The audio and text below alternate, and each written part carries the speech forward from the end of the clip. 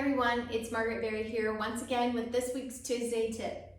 This week I had a few tips for you on arm activation. Now this can be in any of the workouts, plies, arm moves, anything that involves your arms extended or you're extending your arms, working your arms in some way. These tips are going to be really helpful for you.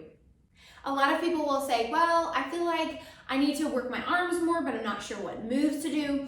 And chances are the moves that you are already doing can be maximized to get you the most out of it.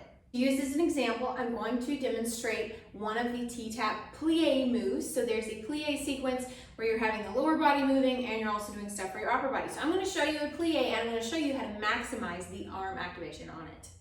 So you can even try this along with me. So if you get into plie stance, which is feet about shoulder width apart, feet slightly turned out, so not straight, just slight turn out on the toes, knees out towards the little toe, second belly button, pulling up just until you feel the tummy start to fire and you feel those wraparound muscles in the glutes. That's what you want in your lower body plie positioning.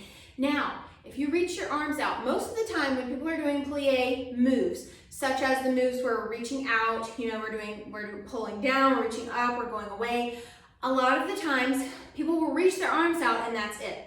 So you can see right now, do you see how I have a slight bend in my elbow? I'm not at a full extension here. Full extension is reaching through.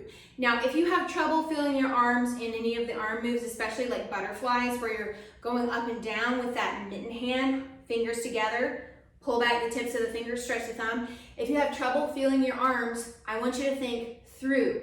So if you look at an anatomy chart, you can look at how the pectoral muscles go all the way up. You go through your armpit, then your biceps attached there, your deltoids attached there, the front of the pecs attached there, through. So whenever you're struggling with your arm activation, I want you to think, reach through the arms, not just hyperextending the elbows. I want you to visualize through. So instead of just reaching your arms out, if you're doing butterflies and you're just like, okay, I'm doing butterflies, I want you to think, reach through the arms. Through the arms. Another thing that works, sounds silly, if you think about that each of your fingers is a silly string shooter, you're shooting silly string through each of your fingers as you reach out. You're resisting as you go up and as you go down. You're creating your own resistance so that you do not have to add resistance with weights. That's what T-Tapp is all about.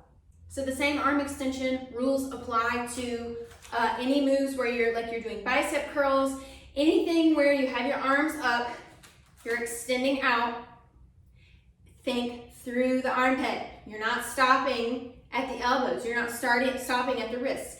You're reaching through. So it's in and reach through extension. Pinching those fingers, reach through extension. The whole arm needs to be extended through. Then you're working all the muscle attachments at the armpit, the chest, up through the arms, through the fingers. Also, we have quite a bit of lymph nodes at the armpit. Something you can try is if you reach underneath there, this part of your pec, if you reach in there and just massage a little bit. So I'm just reaching up in that little skin area right at the pectoral muscle. If you just reach in there and you pinch a little bit, so I'm just grabbing and pinching, moving it around. A lot of times issues with arm flexibility can be related to lymphatic drainage at the chest of the armpit or the pec. So just getting in there and massaging around a little bit, then go and do your arm move and you may be surprised at how much more activation you get. Well, I hope that these tips were helpful for you. I'd love to hear your feedback if you're planning to apply this in your workout or if you already do. This is something that I've been doing for as long as I've been doing T-Tapp, but again, it's something that you don't think about until you are either teaching someone else or you're trying to explain how to feel the muscle activation. It can really make a big difference. Later this week, I have a new release of 2 new class packages, so stay tuned for that. I'll be back here with a little sneak peek video coming on Wednesday or Thursday. Thanks so much for watching, guys, and I'll see you next time.